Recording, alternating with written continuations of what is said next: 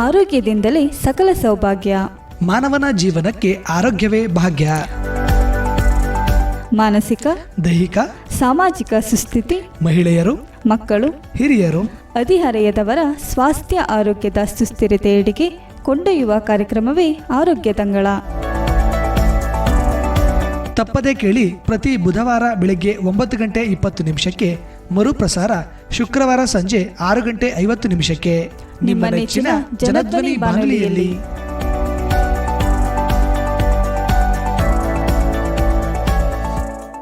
ಆತ್ಮೀಯ ಜನಧ್ವನಿ ಕೇಳುಗರಿಗೆಲ್ಲ ನಮಸ್ಕಾರ. ಇದು ನಿಮ್ಮ ನೆಚ್ಚಿನ ಹಾಗೂ ಮೈಸೂರಿನ ಮೊಟ್ಟಮೊದಲ ಸಮುದಾಯ ಬಾನುಲಿ ಕೇಂದ್ರ ಜನಧ್ವನಿ 90.8 ಕಂಪನಾಂಕದಲ್ಲಿ ಸರಗೂರಿನಿಂದ ಪ್ರಸಾರವಾಗುತ್ತಿದೆ. ಎಂದಿನಂತೆ ತಮಗೆಲ್ಲರಿಗೂ ಆರೋಗ್ಯ ತಂಗಳ ಕಾರ್ಯಕ್ರಮಕ್ಕೆ ಆತ್ಮೀಯವಾದ ಸ್ವಾಗತ.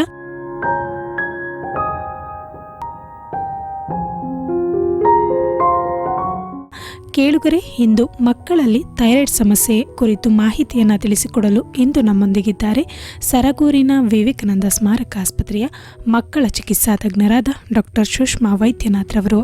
ಬನ್ನಿ ಅವರನ್ನು ಕಾರ್ಯಕ್ರಮಕ್ಕೆ ಸ್ವಾಗತಿಸಿ ಈ ವಿಷಯದ ಕುರಿತು ಒಂದಿಷ್ಟು ಮಾಹಿತಿಯನ್ನು ತಿಳಿಯೋಣ. ಮೇಡಮ್, ಮೊದಲನೇದಾಗಿ ಕಾರ್ಯಕ್ರಮಕ್ಕೆ ಸ್ವಾಗತ ಮೇಡಮ್. ನಮಸ್ತೆ ಮೇಡಮ್. ಸೊ ನಾವು ಈ ದಿನ ಮಕ್ಕಳಲ್ಲಿ ಥೈರಾಯ್ಡ್ ಸಮಸ್ಯೆ ಕುರಿತು ಮಾಹಿತಿಯನ್ನು ತಿಳಿಯಲು ಮುಂದಾಗಿದ್ದೇವೆ. ಅದಕ್ಕೂ ಮೊದಲಿಗೆ ಈ ಥೈರಾಯ್ಡ್ ಅಂದರೆ ಏನು ಅನ್ನೋದನ್ನು ತಿಳಿಸ್ಕೊಡ್ಬೋದಾ ಮ್ಯಾಮ್? ಥೈರಾಯ್ಡ್ ಅನ್ನೋದಂಥದ್ದು ಗ್ರಂಥಿ. ಅದು ಕುತ್ತಿಗೆಯ ಮುಂಭಾಗದಲ್ಲಿ ಇರುವಂಥದ್ದು. ಆ ಗ್ರಂಥಿ ಥೈರಾಕ್ಸಿನ್ ಹಾರ್ಮೋನ್ ಅನ್ನೋದಂತನ್ನು ಉತ್ಪಾದನೆ ಮಾಡುತ್ತೆ. ಇದು ಹುಟ್ಟಿದ ಮಕ್ಕಳಿಂದ ದೊಡ್ಡವರಲ್ಲೂ ಇರುವಂಥದ್ದು. ಇದು ಮುಖ್ಯವಾಗಿ ಥೈರಾಕ್ಸಿನ್ ಹಾರ್ಮೋನ್ ಏನು ಮಾಡುತ್ತೆ ಅಂತ ಹೇಳಿದರೆ ದೇಹದ ಬೆಳವಣಿಗೆಗೋಸ್ಕರ ಮತ್ತು ಮೆದುಳು ಬೆಳವಣಿಗೆಗೆ ಮತ್ತು ದೇಹದ ಚಟುವಟಿಕೆಗಳನ್ನು ಕಂಟ್ರೋಲ್ ಮಾಡಲಿಕ್ಕೆ ಇದು ಉಪಯೋಗವಾಗುವಂತಹ ಗ್ರಂಥಿ. ಸೊ ಪ್ರತಿಯೊಬ್ಬರಲ್ಲೂ ಈ ಥೈರಾಯ್ಡ್ ಗ್ರಂಥಿ ಎಲ್ಲರಲ್ಲೂ ಇರುತ್ತೆ. Okay madam. ಹಾಗಿದ್ರೆ ಮಕ್ಕಳಲ್ಲಿ ಈ ಥೈರಾಯ್ಡ್ ಸಮಸ್ಯೆ ಅಂದರೆ ಏನು ಅನ್ನೋದನ್ನು ತಿಳಿಸ್ಬೋದಾ ಮ್ಯಾಮ್? ಥೈರಾಯ್ಡಲ್ಲಿ 2 ಥರದ್ದಿರುತ್ತೆ ಸಮಸ್ಯೆಯಲ್ಲಿ. ಒಂದು, ಆ ಗ್ರಂಥಿ ಅಲ್ಲಿ ಜಾಸ್ತಿ ಥೈರಾಕ್ಸಿನ್ ಹಾರ್ಮೋನ್ ಅನ್ನೋದನ್ನು ಉತ್ಪಾದನೆ ಆದರೆ ಅದನ್ನು ಹೈಪರ್ ಥೈರಾಯ್ಡಿಸಮ್ ಅಂತ ಹೇಳ್ತೀವಿ. ಮತ್ತು ಗ್ರಂಥಿ ಆ ಥೈರಾಕ್ಸಿನ್ ಹಾರ್ಮೋನನ್ನು ಕಮ್ಮಿ ಉತ್ಪಾದನೆ ಮಾಡಿದರೆ ಹೈಪೋಥೈರಾಯ್ಡಿಸಮ್ ಅಂತ ಹೇಳ್ತೀವಿ. ಇನ್ನೊಂದು ಕಂಜನೈಟಲ್ ಹೈಪೋಥೈರಾಯ್ಡಿಸಮ್ ಅಂತ ಹೇಳ್ತೀವಿ. ಅಂದರೆ ಹುಟ್ಟಿದಾಗಲಿಂದನೂ ಬರುವಂಥದ್ದು ಮಕ್ಕಳಲ್ಲಿರೋ ತೊಂದರೆನ ಕಂಜನೈಟಲ್ ಹೈಪೋಥೈರಾಯ್ಡಿಸಮ್ ಅಂತ ಹೇಳ್ತೀವಿ. ಹಾಗಿದ್ರೆ ಈ ನವಜಾತ ಶಿಶುಗಳಿಗೆ ಥೈರಾಯ್ಡ್ಸ್ ತಪಾಸಣೆ ಏನಾದರೂ ಅಗತ್ಯ ಇದೆಯಾ ಮೇಡಮ್? ಈಗ WHO ಗೈಡ್ಲೈನ್ಸ್ ಪ್ರಕಾರ ಯೂನಿವರ್ಸಲ್ ಥೈರಾಯ್ಡ್ ಸ್ಕ್ರೀನಿಂಗ್ ಅಂತ ಶುರು ಮಾಡಿದೆ. ಅಂದರೆ ಮಕ್ಕಳು ಹುಟ್ಟಿದ ಮೇಲೆ 48ರಿಂದ 72 ಗಂಟೆ ಜನನ ಆದಮೇಲೆ ಥೈರಾಯ್ಡ್ ರಕ್ತ ಪರೀಕ್ಷೆಯನ್ನು ಮಾಡಬೇಕಾಗಿರೋವಂಥದ್ದು. ಅದು ಎಲ್ಲ ಆಸ್ಪತ್ರೆಯಲ್ಲೂ ಕಂಪಲ್ಸರಿ ಆಗಿದೆ. ಈಗ ಅದು ಥೈರಾಯ್ಡ್ ಟೆಸ್ಟ್ ಮಕ್ಕಳಿಗೆ ಮಾಡಲಿಲ್ಲದಿದ್ದರೆ ಅದು ನೆಗ್ಲಿಜೆನ್ಸ್ ಕೂಡ ಆಗೋ ಚಾನ್ಸಸ್ ಜಾಸ್ತಿ ಇರುತ್ತೆ. ಸೊ ಅದು ಎಲ್ಲ ಆಸ್ಪತ್ರೆಯಲ್ಲೂ ಯೂನಿವರ್ಸಲ್ ಸ್ಕ್ರೀನಿಂಗ್ ಆಗಿ ಕಡ್ಡಾಯವಾಗಿ ಥೈರಾಯ್ಡ್ ಸ್ಕ್ರೀನಿಂಗನ್ನು ಮಾಡುವಂಥದ್ದು ಮೇಡಮ್. ಖಂಡಿತ ಮೇಡಮ್. ಮಾತಾಡ್ತಾ ಹೇಳಿದ್ರಿ ಈ ಕಂಜನೈಟಲ್ ಹೈಪೋಥೈರಾಯ್ಡ್ ಅಂತ, ಹಾಗಂದ್ರೆ ಏನು ಅನ್ನೋದನ್ನು ತಿಳಿಸ್ಬೋದಾ ಮ್ಯಾಮ್? ಇದು ಹುಟ್ಟಿದಾಗ್ಲಿಂದನೂ ಮಕ್ಕಳಲ್ಲಿ ಆ ಥೈರಾಯ್ಡ್ ಅಂಶ, ಥೈರಾಯ್ಡ್ ಗ್ರಂಥಿ ಆ ಥೈರಾಕ್ಸಿನ್ ಹಾರ್ಮೋನ್ ಅನ್ನೋದನ್ನು ಉತ್ಪಾದನೆ ಮಾಡಲಿಲ್ಲದಿದ್ದರೆ ಅಥವಾ ಕಮ್ಮಿ ಉತ್ಪಾದನೆ ಮಾಡ್ತಿದ್ರೆ ಅದನ್ನು ಕಂಜನೈಟಲ್ ಹೈಪೋಥೈರಾಯ್ಡಿಸಮ್ ಅಂತ ಹೇಳ್ತೀವಿ. ಅದು ಹುಟ್ಟಿದಾಗ್ಲಿಂದನೂ ಮಕ್ಕಳಲ್ಲಿ ಇರುವಂಥದ್ದು. ಬಟ್ ಅದು ನಮಗೆ ಮಕ್ಕಳಲ್ಲಿ ಕಾಣಿಸ್ಕೊಳ್ಳೋ ಲಕ್ಷಣಗಳು ಬೇರೆ ಬೇರೆ ಟೈಮಲ್ಲಿ ಕಾಣಿಸ್ಕೊಳ್ಳುವಂಥದ್ದು. ಆದ್ದರಿಂದ ನಾವು ಮಕ್ಕಳಲ್ಲಿ ಹುಟ್ಟಿದ ತಕ್ಷಣ 48ರಿಂದ 72 ಗಂಟೆ ಒಳಗಡೆ ಆ ರಕ್ತ ಪರೀಕ್ಷೆ ಮಾಡಬೇಕಾಗಿದೆ ಮೇಡಮ್. Okay madam. ಹಾಗಿದ್ರೆ ಈ ಜನಿಸಿದ ಮಕ್ಕಳಲ್ಲಿ ಥೈರಾಯ್ಡ್ ಸಮಸ್ಯೆಯನ್ನು ಹೇಗೆ ಗುರುತಿಸ್ಬೋದು ಮೇಡಮ್? ಮೊದಲಿಗೆ ಇದನ್ನು ನಾವು ಯೂನಿವರ್ಸಲ್ ಸ್ಕ್ರೀನಿಂಗ್ ಯಾಕೆ ಮಾಡ್ತಿದ್ದೀವಿ ಅಂತ ಹೇಳಿದರೆ 60-70% ಮಕ್ಕಳಲ್ಲಿ ಈ ಕಂಜನೈಟಲ್ ಹೈಪೋಥೈರಾಯ್ಡಿಸಮ್ ಇದ್ದರೂ ಕೂಡ ಮಕ್ಕಳಲ್ಲಿ ಲಕ್ಷಣಗಳು ಕಾಣಿಸಲ್ಲ. ಅಂದರೆ ಮಕ್ಕಳು ನಾರ್ಮಲಾಗೇ ಇರ್ತಾರೆ. ತಂದೆ ತಾಯಂದಿರಿಗೆ ಅಥವಾ ಈವನ್ ವೈದ್ಯರಿಗೂ ಕೂಡ ಮಗುವಿನಲ್ಲಿ ಕಂಜನೈಟಲ್ ಹೈಪೋಥೈರಾಯ್ಡಿಸಮ್ ಸಮಸ್ಯೆ ಇದೆ ಅಂತ ಗೊತ್ತಾಗಿರಲ್ಲ ಮೋಸ್ಟ್ ಆಫ್ ದ ಟೈಮ್ಸ್, 50-60% ಇನ್ನು 40% ಮಕ್ಕಳಲ್ಲಿ ಹೇಗಿರುತ್ತೆ ಅಂತ ಹೇಳಿದರೆ ಮಕ್ಕಳು ತೂಕ ಹೆಚ್ಚು ಆಗದೆ ಇರೋವಂಥದ್ದು, ಅಥವಾ 14 ದಿನಕ್ಕಿಂತ ಜಾಸ್ತಿ ದಿನ ಮಗುವಿಗೆ ಜಾಂಡೀಸ್ ಇರೋವಂಥದ್ದು, ಮಗು ಅಳಬೇಕಾದ್ರೆ ತುಂಬ ದಪ್ಪದ ವಾಯ್ಸ್ ಇರ್ಬೋದು, ಅಥವಾ ಮಗು 10 ದಿನದ ಮೇಲೇನೂ ಮಗು ಮೋಷನ್ ಮಾಡದೇ ಇರೋವಂಥದ್ದು, ಮತ್ತು ಯಾವಾಗಲೂ ಹೆಚ್ಚು ನಿದ್ದೆ ಮಾಡುವಂಥದ್ದು ಮಕ್ಕಳು, ಹೀಗೆಲ್ಲ ಬರುವಂತಹ ಲಕ್ಷಣಗಳು. ಮತ್ತು ಅದು ಮೋಷನ್ ಕೂಡ ತುಂಬ ಗಟ್ಟಿಯಾಗುವಂಥದ್ದು, ಮತ್ತು ಅಳಬೇಕಾದ್ರೆ ಹೆಚ್ಚು ಮಗುವಿನಲ್ಲಿ ಎಮೋಷನ್ಸ್ ಕಾಣದೇ ಇರೋದಂಥ ಅದೆಲ್ಲ ಅದರ ಲಕ್ಷಣಗಳು. Okay madam. ಹಾಗಿದ್ರೆ ಈ ಮಕ್ಕಳಲ್ಲಿ ಥೈರಾಯ್ಡ್ ಸಮಸ್ಯೆಗೆ ಮುಖ್ಯ ಕಾರಣಗಳನ್ನ ತಿಳಿಸ್ಬೋದಾ? ಮೊದಲಿಗೆ ಕಂಜನೈಟಲ್ ಹೈಪೋಥೈರಾಯ್ಡಿಸಮ್ದು ಕಾರಣಗಳು ಹೇಳ್ತೀನಿ. ಅದು ಒಂದು ಗ್ರಂಥಿಯೇ ಇಲ್ಲದಿದ್ದರೆ ಮಗುವಿನಲ್ಲಿ ಆ ಥೈರಾಕ್ಸಿನ್ ಹಾರ್ಮೋನ್ ಅನ್ನೋದು ಉತ್ಪಾದನೆ ಆಗದೇ ಇರೋವಂಥದ್ದು, ಅಥವಾ ಗ್ರಂಥಿ ಇದ್ದು ಆ ಉತ್ಪಾದನೆಯಲ್ಲಿ ಏನಾದರೂ ಥೈರಾಕ್ಸಿನ್ ಹಾರ್ಮೋನ್ ಉತ್ಪಾದನೆಯಲ್ಲಿ ಏನಾದರೂ ತೊಂದರೆ ಇದೆ ಅದರಿಂದನೂ ಹೈಪೋಥೈರಾಯ್ಡಿಸಮ್ ಆಗುವಂಥದ್ದು. ಮೂರನೇದು ಜೆನೆಟಿಕ್ ಕಾಸಸ್ ಅಂತ ಹೇಳ್ತೀವಿ, ಅಂದರೆ ಮಗುವಿನಲ್ಲಿ ರಕ್ತದಲ್ಲಿ ದೋಷ ಏನಾದರೂ ಇದ್ದರೆ ಅದು ತೊಂದರೆ ಆಗುವಂಥದ್ದು, ಅಥವಾ ತಾಯಿ ಗರ್ಭಿಣಿ ಇರಬೇಕಾದ್ರೆ ಯಾವುದಾದ್ರೂ ಮಾತ್ರೆಗಳ ಸೈಡ್ ಎಫೆಕ್ಟ್ಸಿಂದ ಈ ಕಂಜನೈಟಲ್ ಹೈಪೋಥೈರಾಯ್ಡಿಸಮ್ ಆಗುವಂಥ ಚಾನ್ಸಸ್ ಜಾಸ್ತಿ ಇರುತ್ತೆ. ಮತ್ತು ಮಕ್ಕಳಲ್ಲಿ ಈಗ ಹೈಪೋಥೈರಾಯ್ಡಿಸಮ್ ಅಥವಾ ಹೈಪರ್ ಥೈರಾಯ್ಡಿಸಮ್ ಯಾಕೆ ಆಗುತ್ತೆ ಅಂತ ಹೇಳಿದ್ರೆ, ಒಂದು ಅವರ ಆಹಾರ ಪದ್ಧತಿಯಲ್ಲಿ ಅಯೋಡಿನ್ ಅಂಶ ಕಮ್ಮಿ ಇದ್ದರೆ ಈ ಹೈಪೋಥೈರಾಯ್ಡಿಸಮ್ ಅನ್ನೋದು ಜಾಸ್ತಿ ಆಗುತ್ತೆ. ಎರಡನೇದು ಮಕ್ಕಳಲ್ಲಿ ಆಟೋ ಇಮ್ಯೂನ್ ಕಾಸಸ್ ಅಂತ ಹೇಳ್ತೀವಿ, ಅಂದರೆ ಮಕ್ಕಳಲ್ಲಿ ಇಮ್ಯುನಿಟಿ ಪವರ್ ಜಾಸ್ತಿಯಾಗಿ ನಮ್ಮ ಇಮ್ಯುನಿಟಿ ಪವರೇ ನಮ್ಮ ಥೈರಾಯ್ಡ್ ಗ್ರಂಥಿಯನ್ನು ಕೊಲ್ಲುವಂತಹ ಶಕ್ತಿ ಜಾಸ್ತಿ ಆದರೆ ನಮ್ಮ ಥೈರಾಯ್ಡ್ ಗ್ರಂಥಿಯೇ ಜೀವಕೋಶಗಳು ಸತ್ತು ಹೋಗಿ ಆಟೋ ಇಮ್ಯೂನ್ ಡಿಸೀಸ್ ಆಗುವಂಥದ್ದು. ಇದು ಮೇಜರ್ ಕಾಸಸ್. ಮತ್ತು ಕೆಲವು ಮಾತ್ರೆಯ ಸೈಡ್ ಎಫೆಕ್ಟ್ಸಿಂದನೂ ಮಕ್ಕಳಲ್ಲಿ ಥೈರಾಯ್ಡ್ ಸಮಸ್ಯೆಗಳು ಉಂಟಾಗುವಂಥದ್ದು ಮೇಡಮ್. ಓಕೆ, ಹಾಗಿದ್ರೆ ಈ ಥೈರಾಯ್ಡ್ ಸಮಸ್ಯೆ ಮಕ್ಕಳ ಬೆಳವಣಿಗೆಯ ಮೇಲೆ ಯಾವ ರೀತಿಯಾದರೂ ಪರಿಣಾಮ ಬೀರುತ್ತೆ ಮೇಡಮ್? ಇದು ಥೈರಾಯ್ಡ್ ಗ್ರಂಥಿ ಅನ್ನೋದು ಮನುಷ್ಯನ ದೇಹದ ಬೆಳವಣಿಗೆಗೆ ಮತ್ತು ಮಾನಸಿಕ ಬೆಳವಣಿಗೆ ಅಂದರೆ ಮೆದುಳು ಬೆಳವಣಿಗೆಗೆ ತುಂಬ ಸಹಾಯ ಮಾಡುವಂಥದ್ದು. ಮೊದಲಿಗೆ ಇದು ದೇಹದ ಬೆಳವಣಿಗೆಯಲ್ಲಿ ಹೇಗೆ ಎಫೆಕ್ಟ್ ಆಗುತ್ತೆ ಅಂತ ಹೇಳಿದರೆ, ಮಗುವಿನ ಎತ್ತರ ಮತ್ತು ತೂಕದಲ್ಲಿ ತುಂಬ ಎಫೆಕ್ಟ್ ಆಗುತ್ತೆ. ಅಂದರೆ ಮಗು ಜಾಸ್ತಿ ಎತ್ತರ ಬೆಳೀದೇ ಇರೋವಂಥದ್ದು, ಅಥವಾ ನಾರ್ಮಲ್ ಆಗಿದ್ದ ಮಗು ತೂಕ ಎಲ್ಲ ಸರಿ ಇತ್ತು, ಸಡನ್ನಾಗಿ ತೂಕ ಜಾಸ್ತಿ ಆಗ್ತಿದೆ ಮಗು ಅಂತ ಹೇಳಿ ಬರುವಂಥದ್ದು, ಅಥವಾ ಮಗು ಸಡನ್ನಾಗಿ ತುಂಬ ತೂಕ ಕಮ್ಮಿ ಆಗೋಗಿದೆ, ಕಾರಣ ಇಲ್ಲದೆ ಮಗು ಸಡನ್ನಾಗಿ ತೂಕ ಕಮ್ಮಿ ಆಗಿರೋಂಥದ್ದು, ಹೀಗೆಲ್ಲ ಆಗೋ ಚಾನ್ಸಸ್ ಜಾಸ್ತಿ ಇರುತ್ತೆ. ಇದರಿಂದ ಮಗುವಿನ ದೇಹಕ್ಕೂ ಮಾನಸಿಕಕ್ಕೂ ತೊಂದರೆ ಆಗುವಂಥದ್ದು ಜಾಸ್ತಿ ಇದೆ ಮೇಡಮ್. ಅಂದರೆ ಇದುವರೆಗೂ ಮಕ್ಕಳ ಬೆಳವಣಿಗೆಯ ಮೇಲೆ ಯಾವ ರೀತಿ ಪರಿಣಾಮವನ್ನು ಬೀರುತ್ತೆ ಅನ್ನೋದನ್ನು ತಿಳಿಸಿದ್ರಿ. ಆದರೆ ಮಕ್ಕಳಲ್ಲಿ ಥೈರಾಯ್ಡ್ ಸಮಸ್ಯೆಯ ಆರಂಭಿಕ ಲಕ್ಷಣಗಳು ಯಾವ್ಯಾವು ಅನ್ನೋದನ್ನು ತಿಳಿಸ್ಬೋದಾ? ಈ ದೇಹದಲ್ಲಿ ಆಗುವಂಥದ್ದು ಎತ್ತರ ಮತ್ತು ತೂಕದ್ದಲ್ಲದೆ ಮಕ್ಕಳಲ್ಲಿ ಇನ್ನೂ ಬೇರೆ ಏನೆಲ್ಲ ಲಕ್ಷಣಗಳಿರುತ್ತೆ ಅಂತ ಹೇಳಿದರೆ, ಮಕ್ಕಳು ಅಂದರೆ 5 ದಿನಕ್ಕೆ ಅಥವಾ 6 ದಿನಕ್ಕೆ ಮೋಷನ್ ಪಾಸ್ ಮಾಡುವಂಥದ್ದು, ಇದೆಲ್ಲ ಹೈಪೋಥೈರಾಯ್ಡಿಸಮ್ ಲಕ್ಷಣಗಳು. ಹೈಪೋಥೈರಾಯ್ಡಿಸಮ್ದು ಲಕ್ಷಣಗಳು ಬೇರೆ ಇರುತ್ತೆ, ಹೈಪರ್ ಥೈರಾಯ್ಡಿಸಮ್ ಲಕ್ಷಣಗಳಿರುತ್ತೆ. ಹೈಪೋಥೈರಾಯ್ಡಿಸಮ್ ಅಂದರೆ ಅದು ಗ್ರಂಥಿ ಕಮ್ಮಿ ಥೈರಾಕ್ಸಿನ್ ಹಾರ್ಮೋನನ್ನು ಉತ್ಪಾದನೆ ಮಾಡ್ತಿದ್ರೆ ಈ ಲಕ್ಷಣಗಳು ಬರುತ್ತೆ.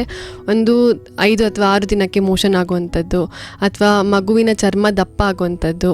ಮೂರನೇದು ಮಗು ತುಂಬ ನಿದ್ದೆ ಮಾಡುವಂಥದ್ದು, ಅಷ್ಟು ಆ್ಯಕ್ಟಿವೇ ಇರಲ್ಲ. ಮೊದಲೆಲ್ಲ ಚೆನ್ನಾಗಿ ಆ್ಯಕ್ಟಿವ್ ಇರ್ತಿದ್ಲು, ಈಗಂತೂ ಮಗು ಮಲ್ಕೊಂಡೇ ಇರ್ತಾಳೆ. ಮತ್ತು ಶಾಲೆಗಳಲ್ಲೂ ಮಗು ಮೊದಲೆಲ್ಲ ಚೆನ್ನಾಗಿ ಓದ್ತಿತ್ತು, ಈಗ ಅದರದ್ದು ಶೈಕ್ಷಣಿಕ ಆ್ಯಕ್ಟಿವಿಟೀಸು, ಶೈಕ್ಷಣಿಕದ್ದು ಕ್ಲಾಸಸ್ ಕೂಡ ತುಂಬ ಡಲ್ ಆಗಿರೋಂಥದ್ದು, ಜಾಸ್ತಿ ಮಲಗಿರೋಂಥದ್ದು, ಅಥವಾ ಅಕಾಡೆಮಿಕ್ ವೈಸ್ ಕೂಡ ಮಗು ಮಾರ್ಕ್ಸ್ ಎಲ್ಲ ಮೊದಲು ತುಂಬ ಚೆನ್ನಾಗಿ ತೆಗಿತಿತ್ತು, ಇವಾಗ ತುಂಬ ಕಮ್ಮಿ ಓದ್ತಿದ್ದಾಳೆ, ನೆನಪಿನ ಶಕ್ತಿ ಕಮ್ಮಿ ಆಗ್ತಿದೆ, ಈ ಥರದ್ದೆಲ್ಲ ಆಗುವಂಥದ್ದು. ಹೈಪರ್ ಥೈರಾಯ್ಡಿಸಮಲ್ಲಿ ಏನಾಗುತ್ತೆ ಅಂತ ಹೇಳಿದ್ರೆ, ಮಗು ಸಡನ್ನಾಗಿ ತೂಕ ಕಮ್ಮಿ ಆಗ್ತಾ ಬರುವಂಥದ್ದು, ಮತ್ತು ಆ ಮಗುವಿನಲ್ಲಿ ಕೈಕಾಲಲ್ಲಿ ಟ್ರೆಮರ್ಸ್ ಬರುತ್ತೆ ಅಂತ ಹೇಳ್ತೇವೆ. ಟ್ರೆಮರ್ಸ್ ಅಂತ ಹೇಳಿದ್ರೆ ನಡುಕ ಜಾಸ್ತಿ ಆಗುತ್ತೆ, ಮಕ್ಕಳಲ್ಲಿ ಸುಮ್ಮನೆ ನಿಂತಿದ್ರು ಕೈಕಾಲು ನಡುಕ್ತಾ ಇರೋವಂಥದ್ದು, ಮತ್ತು ಕಣ್ಣು ದೊಡ್ಡದಾಗುವಂಥದ್ದು, ಮತ್ತು ಎದೆ ಬಡಿತ ಜಾಸ್ತಿ ಆಗುವಂಥದ್ದು ಹೈಪರ್ ಥೈರಾಯ್ಡಿಸಮ್ ಇದು ಲಕ್ಷಣಗಳು ಮೇಡಮ್. ಮಕ್ಕಳಲ್ಲಿ ಥೈರಾಯ್ಡ್ ಪರೀಕ್ಷೆಗಳನ್ನ ಯಾವಾಗ ಮಾಡಿಸ್ಬೇಕು ಮೇಡಮ್? ಇದರಲ್ಲಿ ನಾನೀಗ ಹೇಳಿದಂಗೆ ಲಕ್ಷಣಗಳಲ್ಲಿ ಯಾವ್ದಾದ್ರು ಒಂದು, ಅಂದರೆ ಸಡನ್ನಾಗಿ ತೂಕ ಜಾಸ್ತಿ ಆಗ್ತಿರೋದು, ಅಥವಾ ಮಗು ತುಂಬ ಆಲಸ್ಯದಲ್ಲಿರೋವಂಥದ್ದು, ಅಥವಾ ಸಡನ್ನಾಗಿ ತೂಕ ಕಮ್ಮಿ ಆಗಿರೋವಂಥದ್ದು, ಅಥವಾ ಮಗು ಕೈಕಾಲಲ್ಲಿ ಅದು ನಡುಕ ಬರುವಂಥದ್ದು, ಹಾಗೇನಾರಿದ್ರೆ ಇಮ್ಮಿಡಿಯೇಟಾಗಿ ಮಕ್ಕಳ ತಜ್ಞರ ಹತ್ರ ಹೋಗಿ ಡೀಟೇಲ್ಡಾಗಿ ಪರೀಕ್ಷೆ ಮಾಡಿಸಿ, ಅದು ಮಗುವಿನಲ್ಲಿ ಬ್ಲಡ್ ಟೆಸ್ಟ್ ಅಲ್ಲದೆ ಮಗುವಿನ ಎತ್ತರ ತೂಕ ಎಲ್ಲ ಸರಿಯಾಗಿ ಚೆಕ್ ಮಾಡಿಸಿ ಮತ್ತು ಬ್ಲಡ್ ಟೆಸ್ಟ್ ಮಾಡಿಸುವಂಥದ್ದು. ಓಕೆ ಮೇಡಮ್, ಹಾಗಿದ್ರೆ ಮಾತಾಡ್ತಾ ಹೇಳಿದ್ರಿ, ಸೊ ಪರೀಕ್ಷೆಗಳನ್ನ ಮಾಡಿಸಿ ಈ ಒಂದು ಸಮಸ್ಯೆನ ಕಂಡುಹಿಡಿಬೋದು ಅಂತ. ಹಾಗಾದ್ರೆ ಯಾವ ಪರೀಕ್ಷೆಯ ಮೂಲಕ ಈ ಒಂದು ಥೈರಾಯ್ಡ್ ಸಮಸ್ಯೆಯನ್ನು ಪತ್ತೆ ಹಚ್ಚಬಹುದು? ಇದು ರಕ್ತದಲ್ಲಿ ಪರೀಕ್ಷೆ ಮಾಡುವಂಥದ್ದು. ಇದಕ್ಕೆ ಖಾಲಿ ಹೊಟ್ಟೆಲೇ ಮಕ್ಕಳಿಗೆ ಬರಬೇಕು ಅಂತ ಇಲ್ಲ, ಇದು ಸ್ಕ್ರೀನಿಂಗ್ ಟೆಸ್ಟ್ ಇರೋದ್ರಿಂದ, ಅಂದರೆ ನಮಗೆ ಮಗುವಿಗೆ ತೊಂದರೆ ಇದೆ ಅಂತ ಕನ್ಫರ್ಮ್ ಆಗಿರೋದಿಲ್ಲ. ಮಕ್ಕಳು ಯಾವಾಗ ಬೇಕಾದರೂ ಬಂದು ಪರೀಕ್ಷೆ ಮಾಡಿಸ್ಬೋದು. ಅಂದರೆ ಎಲ್ಲರಲ್ಲಿ ಥೈರಾಯ್ಡ್ ಅಂತ ಅಂದ ತಕ್ಷಣ ಖಾಲಿ ಹೊಟ್ಟೆಲೇ ಬಂದು ಬ್ಲಡ್ ಟೆಸ್ಟ್ ಮಾಡಿಸ್ಬೇಕು ಅಂತೆಲ್ಲ ಇರುತ್ತೆ, ಅದು ಹಾಗಲ್ಲ. ಯಾವಾಗ ಬೇಕಾದರೂ ಬಂದು, ಅಂದರೆ ಈಗ ಯಾವಾಗ ಮಗುವಿಗೆ ಸಮಸ್ಯೆ ಇದೆ ಅಂತ ಗೊತ್ತಾದ ತಕ್ಷಣ ನಾವು ಅದಕ್ಕೆ ಥೈರಾಯ್ಡ್ ಸ್ಟಿಮ್ಯುಲೇಟಿಂಗ್ ಹಾರ್ಮೋನ್ ಟೆಸ್ಟ್ ಅಂತ ಮಾಡ್ತೀವಿ, ಅಂದರೆ TSH ಟೆಸ್ಟ್ ಅಂತ ಮಾಡ್ತೇವೆ, ಮತ್ತು ಫ್ರೀ T4 ಲೆವೆಲ್ಸ್ ಅಂತ ಮಾಡ್ತೀವಿ. ಇದೆರಡೂ ಗ್ರಂಥಿ ಥೈರಾಯ್ಡ್ ಗ್ರಂಥಿಯಿಂದ ಬರುವಂತಹ ಹಾರ್ಮೋನ್ಗಳು, ಈ ಟೆಸ್ಟನ್ನು ಮಾಡಿಸ್ಬೇಕಾಗುತ್ತೆ. ಇನ್ ಕೇಸ್ ಇದು ಥೈರಾಯ್ಡ್ ಸಮಸ್ಯೆ ಇದೆ ಅಂತ ಗೊತ್ತಾದ ಮೇಲೆ ಮಕ್ಕಳಲ್ಲಿ ನಾವು ಮಗುವಿಗೆ ಕತ್ತಿಗೆ ಸ್ಕ್ಯಾನ್ ಮಾಡಿಸ್ಬೇಕಾಗುತ್ತೆ. ಅದಕ್ಕೆ ಅಲ್ಟ್ರಾಸೌಂಡ್ ನೆಕ್ ಅಂತ ಹೇಳ್ತೀವಿ. ಅಂದರೆ ಥೈರಾಯ್ಡ್ ಗ್ರಂಥಿ ದಪ್ಪದಾಗಿದೆಯಾ, ದೊಡ್ಡದಾಗಿದೆಯಾ, ಬೇರೆ ಏನಾದರೂ ತೊಂದರೆ ಇದೆಯಾ, ಈಗ ಆಟೋ ಇಮ್ಯೂನ್ ಇನ್ಫೆಕ್ಷನ್ ಏನಾದ್ರು ಇದೆಯಾ ಅಂತ ನೋಡ್ತೀವಿ. ಮತ್ತು ಆಟೋ ಇಮ್ಯೂನ್ ಇನ್ಫೆಕ್ಷನ್ ಏನಾದರೂ ಇದೆ ಅಂತ ಗೊತ್ತಾದರೆ ಅದಕ್ಕೆ ಆ್ಯಂಟಿಬಾಡೀಸ್ ಲೆವೆಲ್ಸ್ ಅಂತ ಮಾಡ್ತೀವಿ, ಅದು ಕೂಡ ರಕ್ತ ಪರೀಕ್ಷೆನೇ. ಅದೊಂದು ಮಾಡಿಸಿ ಈಗ ಅದು ಕನ್ಫರ್ಮ್ ಆದರೆ ಮತ್ತು ಕೆಲವೊಂದು ಮಕ್ಕಳಲ್ಲಿ ನಾವು FNAC ಮಾಡಬೇಕಾಗುತ್ತೆ. ಅಂದರೆ ಥೈರಾಯ್ಡ್ ಗ್ರಂಥಿಗೆ ಒಂದು ಸೂಜಿ ಪರೀಕ್ಷೆ ಮಾಡಿ ಅದು ಯಾವುದರಿಂದ ಆಗಿರ್ಬೋದು ಅಂತ ಚೆಕ್ ಮಾಡೋಕ್ಕೋಸ್ಕರ ಆ ರಕ್ತ ಪರೀಕ್ಷೆ ಸೂಜಿ ಪರೀಕ್ಷೆ ಮಾಡ್ತೇವೆ. ಸೊ ಪ್ರೈಮರಿಲಿ ನಾವು ಮಗುವಿಗೆ ರಕ್ತ ಪರೀಕ್ಷೆ ಒಂದೇ ಮಾಡುವಂಥದ್ದು ಮೇಡಮ್. ಹಾಗಿದ್ರೆ ಇದಕ್ಕೆಲ್ಲ ಚಿಕಿತ್ಸೆ ಅಥವಾ ಔಷಧಿಗಳು ಎಷ್ಟು ಕಾಲ ತೆಗೆದುಕೊಳ್ಬೇಕಾಗುತ್ತೆ?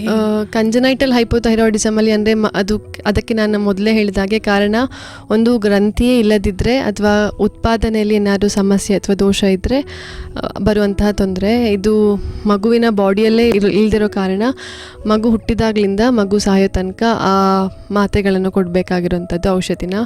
ಮತ್ತು ಈಗ ಆಟೋ ಇಮ್ಯೂನ್ ಡಿಸೀಸಸ್ ಕೂಡ ಹೇಳಿದ್ನಲ್ಲ, ಅದು ಹೈಪೋಥೈರಾಯ್ಡಿಸಮ್. ಯೂಶ್ವಲಿ ಥೈರಾಯ್ಡ್ ಸಮಸ್ಯೆಯಲ್ಲಿ ನಾವು ಲೈಫ್ ಟೈಮ್ ಔಷಧಿ ಕೊಡಬೇಕಾಗುತ್ತೆ.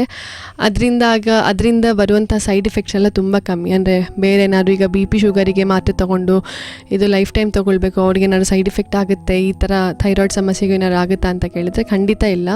ಈ ಮಾತ್ರೆ ತೊಗೊಳ್ಳೇಬೇಕಾಗುತ್ತೆ. ಇದು ಯೂಶ್ವಲಿ ಲೈಫ್ ಟೈಮ್ ಮೆಡಿಕೇಷನ್ಸೇ ಇರುತ್ತೆ ಮೇಡಮ್. ಓಕೆ, ಅಂದರೆ ಈ ಕಾಯಿಲೆ ಬಂದ ನಂತರ ಒಂದು ಸಂಪೂರ್ಣವಾಗಿ ಗುಣ ಆಗುತ್ತೆ ಅಂತ ಹೇಳೋದಕ್ಕೆ ಬರಲ್ವಾ? ಒಂದು ನಾವು ಕಂಜನೈಟಲ್ ಹೈಪೋಥೈರಾಯ್ಡಿಸಮ್ ನಮಗೆ ಅದೊಂಥರ ವರ ಥರ.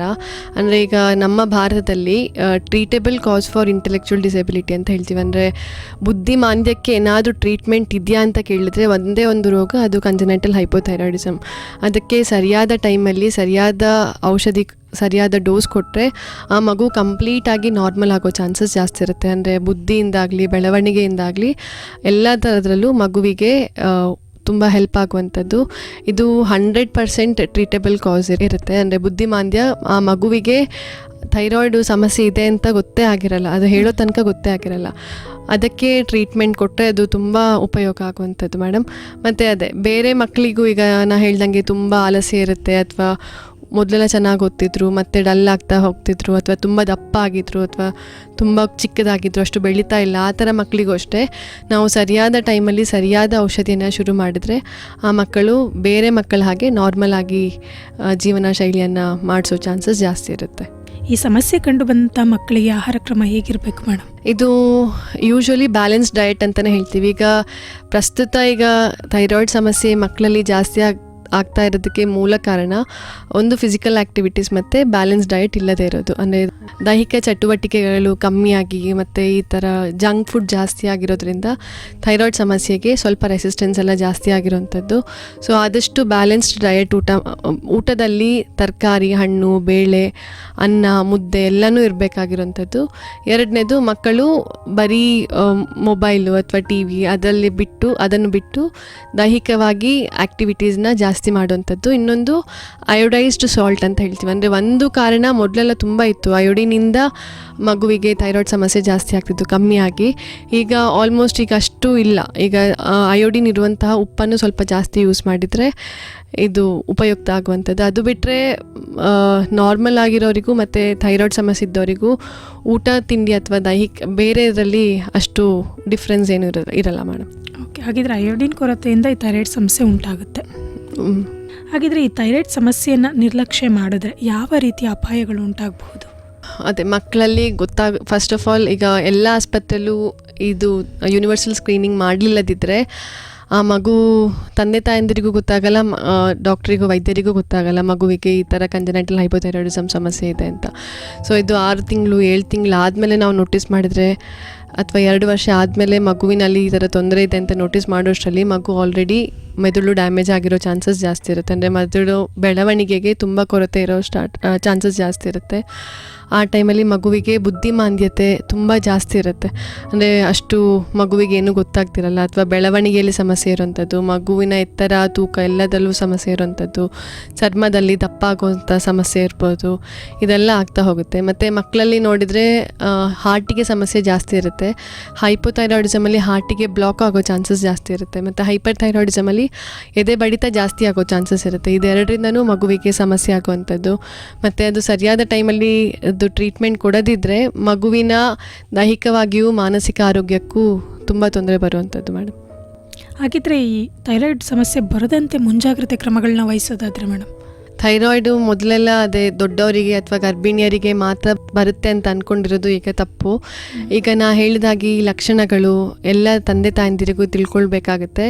ಎರಡನೇದು, ಮಕ್ಕಳು ನಾರ್ಮಲ್ ಇದ್ದರೂ ಇಲ್ಲದಿದ್ರೂ ಪ್ರತಿ 6 ತಿಂಗಳಿಗೊಂದ್ಸತಿ ಮಕ್ಕಳ ತಜ್ಞರ ಹತ್ರ ಬಂದು ಮಗುವಿಗೆ ಹೆಲ್ತ್ ಚೆಕಪ್ ಮಾಡಿಸ್ಬೇಕಾಗಿರೋದು ತುಂಬ ಒಳ್ಳೆಯದು. ಯಾಕಂದರೆ ಆ ಟೈಮಲ್ಲಿ ನಾವು ಮಕ್ಕಳ ತಜ್ಞರು ಮಗುವಿನ ಎತ್ತರ ಮತ್ತು ತೂಕ ಎಲ್ಲ ಚೆಕ್ ಮಾಡ್ತೀವಿ. ಈಗ ಮಗು ಆ ಏಜಿಗೆ ತೂಕ ಜಾಸ್ತಿ ಆಗಿದೆ ಅಥವಾ ಆ ಏಜಿಗೆ ಮಗು ಹೈಟ್ ಕಮ್ಮಿ ಇದೆ, ಅಷ್ಟು ಎತ್ತರ ಇಲ್ಲ ಅಂತೆಲ್ಲ ಹೇಳುವಾಗ ಇದೆಲ್ಲ ರೆಡ್ ಫ್ಲ್ಯಾಗ್ ಸೈನ್ಸ್ ಅಂತ ಹೇಳ್ತೀವಿ. ಯಾಕೆ ಅಂತೆಲ್ಲ ನಾವು ಪರೀಕ್ಷೆ ಮಾಡಬೇಕಾಗುತ್ತೆ.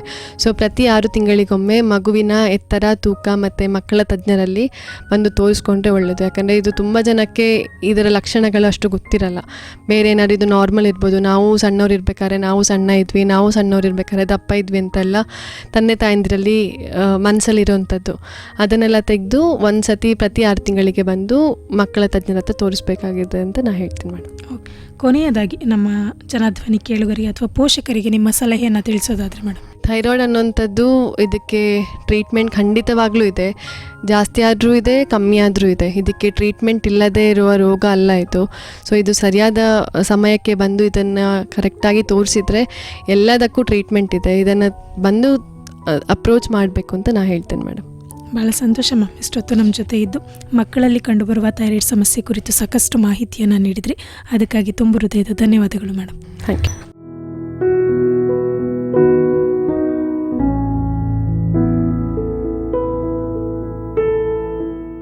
ಕೇಳುಗರೆ, ಇದುವರೆಗೂ ಕೇಳ್ತಾ ಇದ್ರಿ ಮಕ್ಕಳಲ್ಲಿ ಥೈರಾಯ್ಡ್ ಸಮಸ್ಯೆ ಹೇಗೆ ಎಂಬುದರ ಕುರಿತು ಮಾಹಿತಿಯನ್ನು ನೀಡಿದವರು ಸರಗೂರಿನ ವಿವೇಕಾನಂದ ಸ್ಮಾರಕ ಆಸ್ಪತ್ರೆಯ ಮಕ್ಕಳ ಚಿಕಿತ್ಸಾ ತಜ್ಞರಾದ ಡಾಕ್ಟರ್ ಸುಷ್ಮಾ ವೈದ್ಯನಾಥ್ ರವರು. ಇದು ಇವತ್ತಿನ ಆರೋಗ್ಯದಂಗಳ ಕಾರ್ಯಕ್ರಮ. ಮತ್ತೆ ಮತ್ತೊಂದು ಕಾರ್ಯಕ್ರಮದಲ್ಲಿ ನಿಮ್ಮನ್ನು ಭೇಟಿಯಾಗ್ತೀನಿ. ಅಲ್ಲಿಯವರೆಗೂ ಕೇಳ್ತಾ ಇರಿ ಜನಧ್ವನಿ. ಇದು ನಿಮ್ಮ ಧ್ವನಿ, ನಿಮ್ಮೂರಿನ ಧ್ವನಿ, ಜನರ ಧ್ವನಿಯಾದ ಜನಧ್ವನಿ 90.8 ಕಂಪನಾಂಕದಲ್ಲಿ ಸರಗೂರಿನಿಂದ ಪ್ರಸಾರವಾಗುತ್ತಿದೆ. ನಮಸ್ಕಾರ.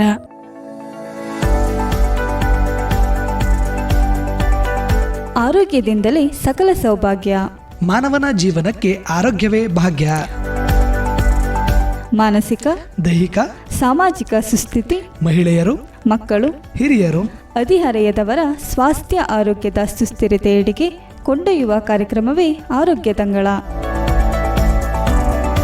ತಪ್ಪದೇ ಕೇಳಿ ಪ್ರತಿ ಬುಧವಾರ ಬೆಳಗ್ಗೆ 9:20 ಮರುಪ್ರಸಾರ ಶುಕ್ರವಾರ ಸಂಜೆ 6:50 ನಿಮ್ಮ ನೆಚ್ಚಿನ ಜನಧ್ವನಿ ಬಾನುಲಿಯಲ್ಲಿ.